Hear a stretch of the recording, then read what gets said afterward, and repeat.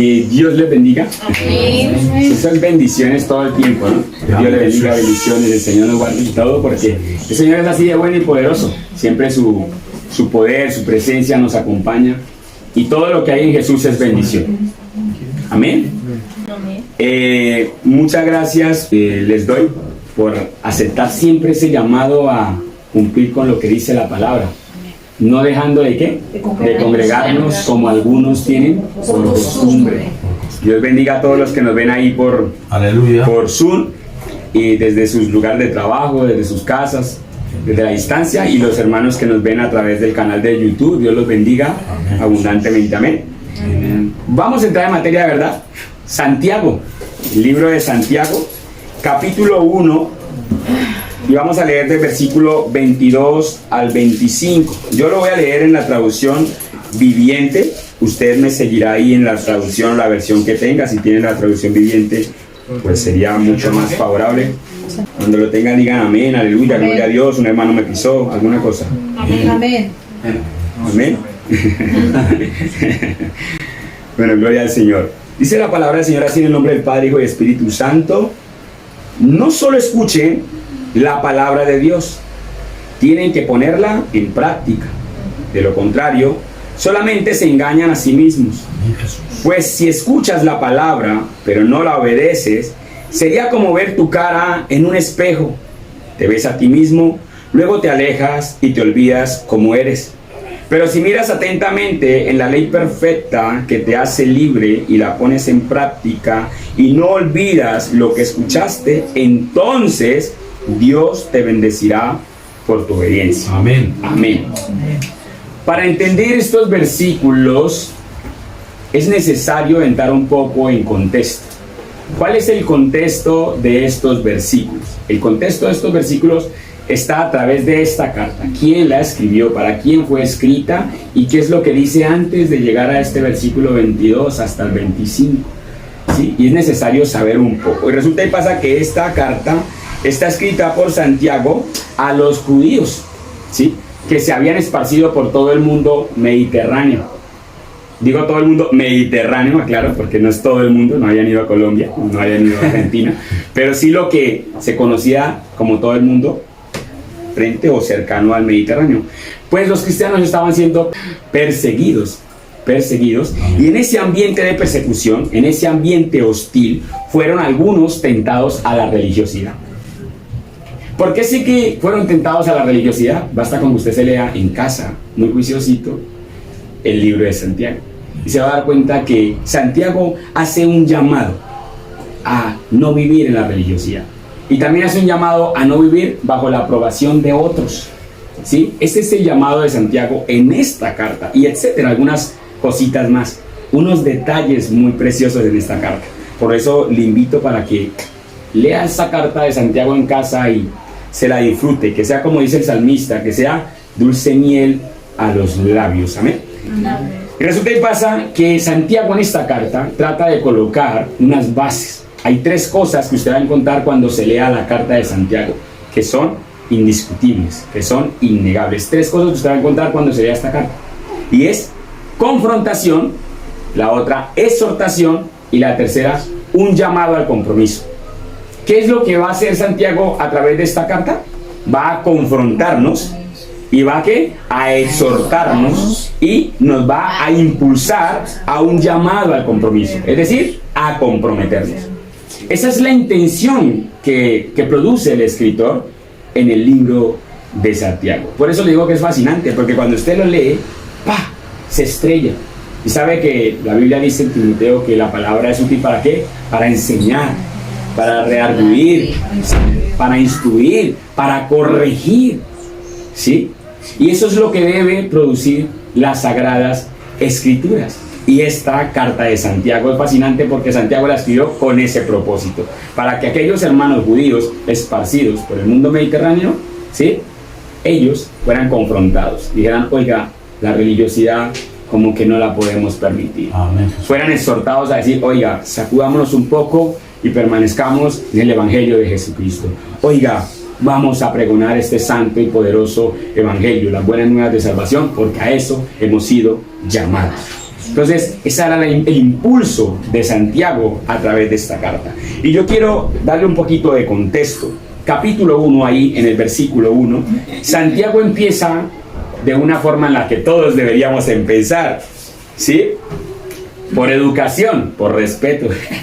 Y dice, yo Santiago, o sea, se presenta, ¿sí? Esclavo de Dios y del Señor Jesucristo, escribo esta carta a las 12 tribus, a los creyentes judíos que están dispersos por el mundo, reciban mis saludos. Amén. Entonces, Santiago empieza aquí hablando, pero ¿cómo habla? Se presenta y también dice a quién va dirigido el mensaje y adicionalmente a esto, saluda. Oiga, y qué bueno tomar ese hábito de presentarse. Mucho gusto, Irving, ¿cómo está? Ah, mire, yo me dedico a esto, hago tal cosa. Ah, Dios le bendiga, saludo, chao, bye bye. ¿Sí? Deberíamos tener ese hábito.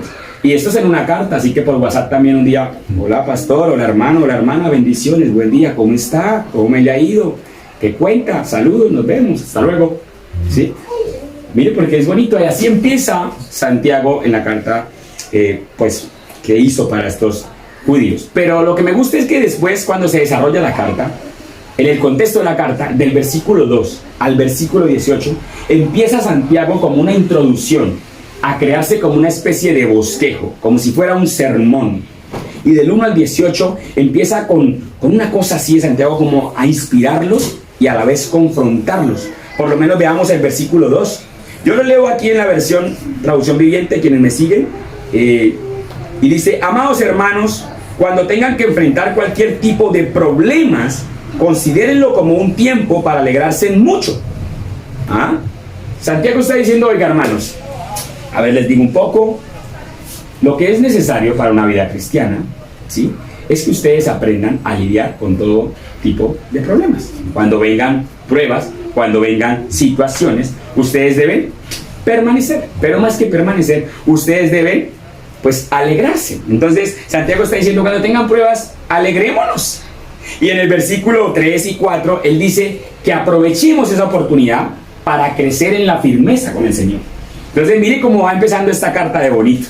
Antes de llegar al versículo que empezó saludando y empieza diciéndoles, amigos, yo sé que ustedes están en pruebas, en dificultades, en situaciones, pero tranquilos, con alegría, que sabe algo, esto los va a pulir, esto será una oportunidad para formarlos, para hacerlos cada vez más grandes en el Señor, para permanecer firmes.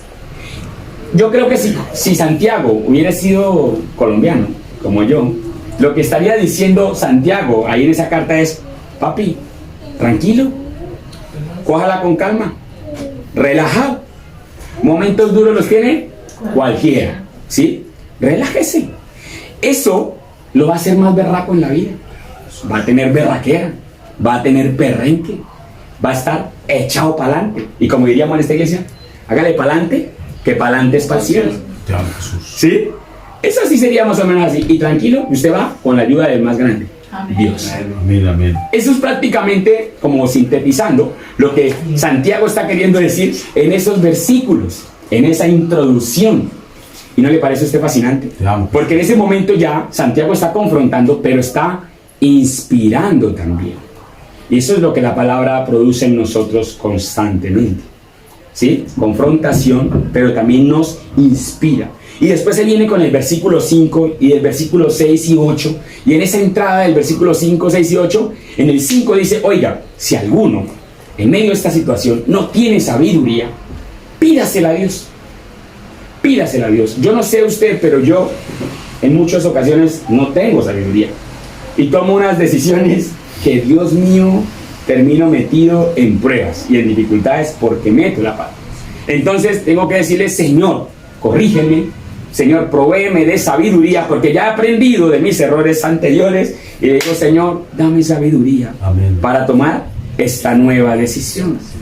Y lo que está diciendo Santiago es, hermanos amados, todo hijo de Dios que no quiere vivir una vida religiosa, ¿sí? Tiene que aprender a depender de la sabiduría divina de Dios. Amén. Y después en el versículo 6 y 8, él golpea el carácter. Él golpea el carácter diciéndole, oiga, deben mantenerse con fe. Y me gusta porque en esos versículos él dice, oiga, la gente que pide algo Pídalo con fe. Amén. Pídalo no dudando. Amén. Aquí no se trata de que vivir la vida cristiana es una vida para un día y mañana no. Así no es. Santiago está diciendo, el que cree en Cristo y camina en Cristo y desea el reino eterno, debe permanecer, debe formar su carácter y formar un carácter que es sí o no, Amén. blanco o negro, pero tibio no se puede. Amén, Jesús. Él lo que está diciendo es eso. Entonces él golpea el carácter y dice, a ver, pongamos las cosas como son. Después se manda el versículo 9 al 11, y en ese versículo 9 al 11 él dice, también les pega una llamadita en la carta, ¿sí?, a estos que están leyendo, que seguramente van a leer, y nosotros, para nosotros también, y le dice, ¿sabe qué? Hay gente cristiana que parece que lo único en lo que tienen confianza es en el dinero. Y Santiago se está mandando del versículo 9 al 11 esa estocadita ahí. ¿Sí? Hay gente que solamente se vive confiando en el dinero. ¿Y Dios qué? Y buscan a Dios como excusa para confiarse en el dinero. Si Dios me provee, si Dios me prospera, si Dios me bendice, si Dios me abre una puerta, entonces con Él voy para todo, para Amén. lo que sea. Pero después cuando hay prueba y todo, no. Entonces, como Santiago le dice, oigan, así no es, así no funciona. La vida en Cristo no es depender de la confianza en el dinero. Es más, esa gente que confía en el dinero, en las riquezas, y que también hace acepción de personas, va mal. Amén. Y eso como que choca, ¿no? Escuchar y leer una carta de esas, y de pronto que esas cartas se leían a voz en cuello ahí, y toda la iglesia prestaba atención a esa carta. De pronto un hermano que fuera de pronto muy carismático leyendo esa carta, diciendo, oh, Santiago está diciendo aquí que hay gente que confía en el dinero. Y todo el mundo ahí, Dios mío, bendito. Y el de la Señor bendito. Claro, sacude, porque la palabra produce eso. Amén. Exhortación. Me tiene que sacudir. Si la palabra no produce algo, si yo no salgo compungido de aquí, si yo siento que como que Dios no me cogió y pum, pum, pum, algo está pasando. Amén. Porque la palabra es una espada cortante de doble filo.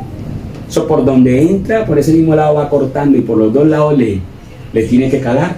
Y gloria a Dios por eso, ¿no? Amén. Bendito sea Dios. Porque en estos tiempos, que hoy en día cualquiera dice palabras, pero para ofender, para dañar, para destruir, para contaminar, se necesita una palabra que sea diferente. La palabra diferente que corte eso, que destruya lo que este mundo vende, lo que este sistema ofrece. Y esa es la santa y poderosa palabra de Dios, la que usted ha decidido creer y en la que yo he decidido creer y practicar. ¿Sí? Y entonces en otro aspecto lo que está queriendo decir Santiago aquí, después es que en el versículo 12 llega y se dice, ¿saben algo? Pero les voy a decir algo, yo sé que algunos confían en el dinero, pero los que confían en lo eterno, eso sí que valen. Eso sí que saben. Y después de pruebas, dificultades, sigan confiando porque van a ganarse en lo eterno. Y después se manda del 13 al 15 una enseñanza en ese mismo capítulo. Y lo que resume es que la gente al parecer decía, ay no, yo caí en pecado. Eso fue Dios que me tentó. Eso fue el diablo que... Y Santiago a él lo manda en la carta y dice, oiga, no señor. Nadie diga que puede ser tentado de parte de Dios. Aleluya. No digan eso, porque Dios no tienta a nadie. Amén. Y mucho menos diga, ay, yo caí en pecado porque el diablo me puso la zancadilla y caí. No, no, no. Santiago les dice, ustedes pecan es por su propia concupiscencia. Amén. Porque ustedes ahí tienen guardadas sus cositas y en esas cositas terminan consintiéndolas y al último, pues terminan cayendo Amén. en pecado. En otra palabra, yo se la sintetizo más bonita lo que está diciendo Santiago ahí. ¿Sabe qué está diciendo Santiago ahí? Maduren. Maduren. Amén. Dejen la bobada. Échale culpa a Dios, la culpa al diablo y todo. Maduren, mijo. Hágase responsable de sus propios errores. Su carne es pecaminosa y si usted le da de comer a su carne, pues cae. Y peca y falla. Así que no me venga con cuentos. Y ahí ya va terminando toda su enseñanza, pero se está poniendo más buena porque ahí sí entramos al versículo que acabamos de leer como introducción. Es por eso que esta enseñanza o este sermón la he titulado Dos cosas innegociables en la vida cristiana. ¿Cómo se llama? Dos cosas innegociables en la vida cristiana. Y es lo que usted va a aprender hoy. Dos cosas innegociables en la vida cristiana. Y la primera que usted se va a llevar aquí, que se le quede grabado, que sea como una lanza, que le atraviese su corazón, que le deje una cicatriz, que usted diga, Dios mío, como dicen aquí en España, madre mía, me dieron un mensaje que no lo voy a olvidar en mi vida. Flipo con ¿Sí? Flipo con esto. Que flipas.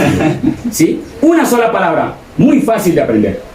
¿Sí? La primera cosa que usted necesita para tener una buena vida cristiana es coherencia. ¿Qué es? Coherencia. Coherencia. Y aquí le voy a decir qué es coherencia. Dios, Señor, háblanos. ¿Sí?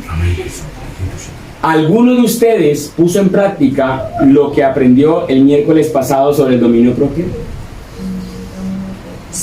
Hablamos el miércoles pasado sobre el dominio propio y Dios me sacudió. De hecho, una semana probado, que tengo aquí a mi hijito espiritual que supo sobre el dominio propio, me tocó poner en práctica todo lo que prediqué el miércoles. Y antes de fabricar ese sermón, con la ayuda del Señor, el Señor ponía esa sed de predicar ese mensaje, y antes nos faltó tiempo para seguir hablando de él. Y llegábamos a una conclusión, y era que teníamos que ejercitar la mente. ¿Sí? Ejercitar la mente para cultivar ese dominio propio que nos da el Espíritu Santo. Y aquí es donde hablamos de coherencia. Le pregunto yo, ¿empezó usted a orar más después de ese sermón? No me conteste. ¿Alguno de ustedes empezó a hacer los devocionales todos los días seguiditos después de ese sermón? ¿Alguno de ustedes tal vez empezó a levantarse temprano y a orar, y antes de acostarse a orar y dedicarle un tiempo especial a Dios? ¿Alguno de ustedes empezó a leer un libro al siguiente día? Después de ese sermón dijo, oiga, voy a leer un libro porque tengo que ejercitar la mente. ¿Alguno de ustedes dijo, oiga, tengo que cuidar mi cuerpo, tengo que tener salud? Este cuerpo es el templo del Espíritu Santo. Alguno siquiera dijo, voy a caminar un poquito más, voy a hacer ejercicio, voy a tomarme un tiempo para meditar en la palabra del Señor. Y no me conteste, pero sé que algunos aquí tal vez no lo hicieron.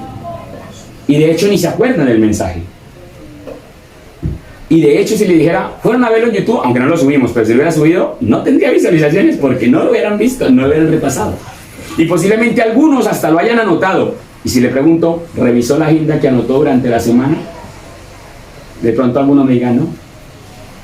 Y si tal vez comienzo a preguntar de qué hablamos del tema, muy seguramente alguno de ustedes diga, Es más, que si me atrevo que si preguntara la definición textual de dominio propio que yo di, que di 5, yo creo que ninguno se acuerda de alguna definición de esas. ¿Y sabe qué es lo que está pasando? Lo que dice Santiago aquí. Santiago nos habla de coherencia. Versículo 23 y 24, el que empezamos. Pero yo se lo leo aquí en esta versión que lo dice un poco más claro. Versículo 23 dice, pues si escuchas la palabra, pero no la obedeces, sería como ver tu cara en un espejo. 24, te ves a ti mismo y luego te alejas y te olvidas como eres. En otras palabras, muy bonito que usted venga a oír el culto. Maravilloso, de verdad. Muy bonito que escuche la prédica por YouTube o incluso los devocionales por Facebook que subimos todos los días. Y cuando no es todos los días, al otro día en la mañana, por si algo pasó, lo subimos. Sí. Muy bonito que los escuche y de verdad lo felicito por eso. Pero si los escucha y no los pone en práctica, no hace nada. No sirve de nada.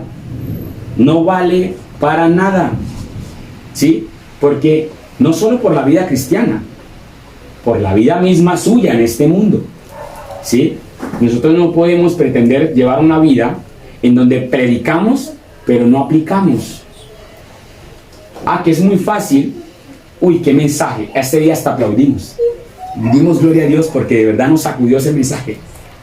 Pero ¿qué cree usted? ¿Cómo se sentiría el Señor Jesús sentado a la diestra del Padre, oyéndonos en ese regocijo que me usa para su gloria en ese momento para dar un sermón que yo estaba aquí, que me lo gozaba aquí enseñando ese mensaje, y al otro día salimos a lo mismo? Eso es doloroso, ¿no? Eso da como tristeza. Es vergonzoso, por así decirlo. Y no soy yo el que lo estoy regañando, no se sienta regañado. Y después diga, ay, el pastor me regañó y no vuelvo al culto el otro miércoles. No. Lo dijo Santiago. Santiago lo está diciendo, ¿no? Santiago está diciendo, el que la escucha y no la pone en práctica, ¿Eso qué es? Eso es como el que se ve en el espejo y se ve, tan guapo que estoy, y se va y se le olvidó cómo era. Claro, usted sabe, y sí, su retrato, pero se le olvidó cómo era. Así es, el que oye la palabra, pero el que no la practica, ese mensaje no sirvió. Como decimos por ahí, esa plática se perdió. En otras palabras, nosotros mismos estamos convirtiendo la palabra vacía. ¿Pero cómo? Si la Biblia dice que la palabra no vuelve vacía. Amén. Y usted y yo estamos siendo instrumentos, incluso a veces, de ponerla vacía. Porque no la ponemos en práctica. Porque no la ponemos en práctica. Y Santiago lo dijo así. Pero ¿sabe algo? El apóstol Pablo, en Romanos, yo se lo leo. Así que Romanos capítulo 2, versículo 13. Mire lo que dijo el apóstol Pablo. Este fue más directo y le dijo: pues el simple acto de escuchar la ley no nos hace justos ante Dios. Es obedecer la ley lo que nos hace justo ante sus ojos. Toma. ¿Qué dijo Pablo a los romanos? A mí no me salgan con cuentos. Que usted escucha la Biblia, que escucha la palabra, y por eso usted se siente justificado. Porque podemos caer en esa manía, en esa rutina, en esa religiosidad de decir: ay, el pastor predica bonito, yo fui al culto, me escuché ese mensaje tan poderoso, me sentí que Dios me habló, ¿sí? Y eso parece que nos hace ver como hijos de Dios, incluso como buenos cristianos, incluso como personas sensibles que decimos: me llegó, ¿sí? Pero no la pongo en práctica. Pablo dice: no hacen nada. ¿Justificados de dónde? Eso no vale. Y si lo dijo Pablo así de duro, pero ¿sabe quién lo dijo más duro? Juan capítulo 14, versículo 15. Yo se lo leo y dice así: el Señor Jesucristo lo dijo un poquito más duro que Santiago y Pablo. Dijo: si me aman, obedezcan mis mandamientos. Yo le pregunto a alguno aquí: ¿ustedes aman a Dios? Amén. Yo sé que ustedes me van a contestar: amén. ¿Quién no ama a Dios de los que dicen que aman a Jesús? Todos. Esa es cuando dice que la iglesia, que todo el que levante la mano ama a Dios, y toda la iglesia levanta la mano. ¿Sí? Es un evento, como dice por ahí un cantante, dice: el que no brinque no es cristiano, y todo el mundo brinca. Ya, yo soy cristiano, levanto la mano. Pero a la hora de la verdad, no somos ¿qué? Coherentes. No somos coherentes. Decimos amar, pero no es cierto. ¿Qué pensaría usted, tal vez, iglesia, si yo le digo que yo amo a mi esposa, pero usted la ve todos los miércoles que llega golpeada? ¿Usted qué diría? Mentiroso, ¿cierto? Mentiroso. O me ve por ahí con amante en la calle: yo la amo. ¿Usted qué diría? Mentiroso, sinvergüenza, degenerado, pecador. Que el Señor lo reprenda. ¿Sí ve? ¿Por qué? Porque no estoy siendo coherente. No estoy siendo coherente. Yo tengo que demostrar una vida íntegra, de coherencia, que lo que yo predico, aplico. Que lo que el Señor me manda a hacer, yo lo hago. Que sí que nos va a costar, lo sé, y Jesús lo sabe. Pero eso no significa que usted se eche las petacas y no lo haga. Es coherencia, ¿sí? Y eso es lo que está diciendo Santiago aquí. Yo le pregunto aquí, iglesia, ¿qué es más importante? ¿Oír o hacer? ¿Hacer? ¿Quién dice oír? ¿Quién dice hacer? ¿Qué es más importante, oír o hacer? Vamos a tomarlo así en esta analogía mejor. Intente inhalar durante 5 minutos y no exhalar. No se puede. ¿Por qué? Se muere, ¿no? Intente exhalar durante 5 minutos sin inhalar. ¿Qué pasa? No se puede. No se puede, ¿por qué? Porque una depende de la otra. Pues así es, mis amados hermanos. Si usted escucha la palabra y no la practica, se muere espiritualmente. Amén. No nos gusta a veces oír eso, pero es así. Si usted escucha la palabra y no la pone en práctica, yo le voy a decir cuál es su destino: un descarriado más. Así de sencillo. Yo lo estoy diciendo suave porque Jesús lo dijo peor. Jesús que dijo: si me aman, guarden mis mandamientos. Si no me aman, y si no guardan mis mandamientos, usted no me ama, no me diga que me ama. ¿Sí? Es coherencia. Las dos cosas innegociables para tener una sana vida cristiana es ser coherente. Hombre, que si yo digo que amo a Dios, pues viva para eso, ¿sí? Hombre, que si yo quiero agradar a Dios, vivo para obedecer su palabra. ¿Cómo empieza usted obedeciendo su palabra? Usted dice, ay, pastor, pero dígame, es que Santiago, Pablo, Jesús dice que seamos hacedores de palabra, sí, de la palabra. Pero ¿cómo hago yo para saber qué es ser hacedor de la palabra? Sencillo, medite en ella. Sencillo, estúdiela, memorícela, obedezca, practique el memo, discipulado, memorizar, estudiar, meditar y obedecer. Y así se da cuenta qué es palabra de Dios y qué es dogmas de hombres. Con eso usted decide obedecer es a la palabra de Dios y no a los dogmas de hombres. Porque usted está llamado es a hacer la palabra, no a hacer los dogmas. ¿Sí? Eso es ser iglesia. Y es importante para la misión y la visión de la iglesia que quiera extender el reino, un dogma que lo haga, sí es importante. Claro que sí, por organización, por la iglesia. Pero lo que importa es hacer la palabra, obedecer la palabra. ¿Y cómo sabe usted que está obedeciendo la palabra? Medite en ella, memorícela, estúdiela y practíquela. Pero si de pronto pasan los días, le voy a contar una cosa aquí. Una vez llegó una hermana y le dijo al pastor, pastor, lo invito a mi casa a comer. ¿El pastor va a comer? No, sí. No fue Jamie. Le invito a mi casa a comer, arepa. Y llegó allá a comer. Y el pastor llegó a comer. Y entonces, claro, para atenderlo muy bien al pastor, le dijeron, pastor, siéntese, y le trajeron los cubiertos de oro que tenían en la casa. Los cubiertos de oro, y comieron ese momento, esa tarde y todos felices. Y el pastor oró por ellos, se despidió, se fue. Y cuando se fue el pastor, la esposa se recogió los platos y todo, y dijo, uy, amor, venga, le digo al esposo, ¿qué? Yo no voy a volver a la iglesia. Y yo, ¿pero por qué? Acaba de estar el pastor aquí, y yo, el pastor se me robó una cuchara. ¿El pastor se me robó una cuchara? Sí, mire, no está la cuchara. No está. Y se quedaron así callados. No fueron al siguiente día al culto. A los 8 días no volvieron al culto. Al mes no volvieron al culto. Pasaron 3 meses y no volvieron al culto. Un día el esposo dijo, amor, ya deje su resentimiento, hermana, de verdad que es que usted, vamos a la iglesia y pues encara al pastor, dígale que qué pasó. Y entonces se fue para la iglesia. Y cuando llegó a la iglesia le dijo al pastor, pastor, venga, es que yo no había vuelto a la iglesia porque estaba cargada con usted, ¿usted por qué se me robó la cuchara? Le dijo el pastor, dijo, no, yo nunca le robé la cuchara, yo se la dejé en el Salmo 91. Estaba en la Biblia. Como nunca abrió la Biblia durante los 3 meses, no sabía que la cuchara estaba ahí. Entonces, era solamente la prueba del pastor para saber qué tanta comunión tenía esa familia con las escrituras. Y la hermana cargada, porque no estudiaba la palabra. Y eso sí, para ir a la iglesia y cantar y dar la ofrenda y todo, feliz, de las mejores. Pero para la Biblia, nada. Así que cuidado cuando yo vaya a comer, ¿no? Revisen la cuchara en la Biblia. ¿Sabe qué dice la parte final del versículo 25 cuando lo leímos aquí? Mire lo que dice, lo que produce la coherencia. Dice, entonces Dios te bendecirá por tu obediencia. Yo quiero eso. Amén. ¿Ah? ¿Entonces qué? Entonces Dios te bendecirá por tu obediencia. La parte final del versículo 25 ahí en la carta de Santiago. ¿Y sabe cómo lo dice la Reina Valera? Dice, serán bienaventurados en todo lo que hacen. Amén. Poderoso. Y no es la primera vez que Dios dice que nos bendice por la obediencia. No, Señor. Deuteronomio 28 dice que la obediencia produce bendición, la desobediencia maldición. ¿Alguno quiere aquí maldiciones? No.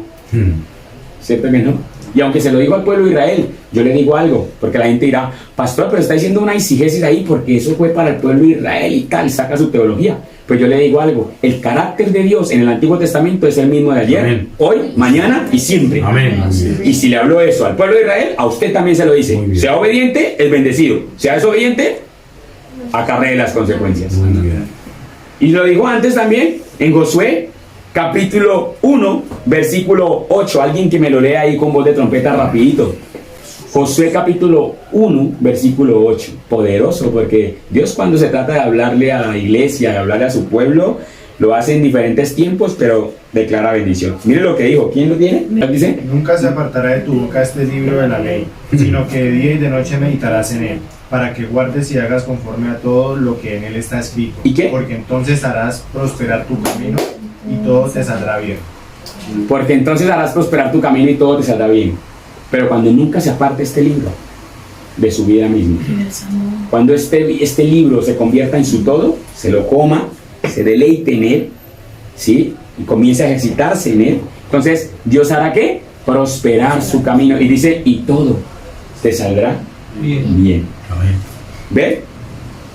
¿Y qué no dice el salmista David en sus salmos? Que el que se enamora de este libro y medita en él, Dios lo bendice, Dios lo guarda, Dios lo llena, Dios lo limpia, Dios lo defiende. Y lo que hay es promesas de Dios en los salmos cuando estamos enamorados y apasionados de la palabra.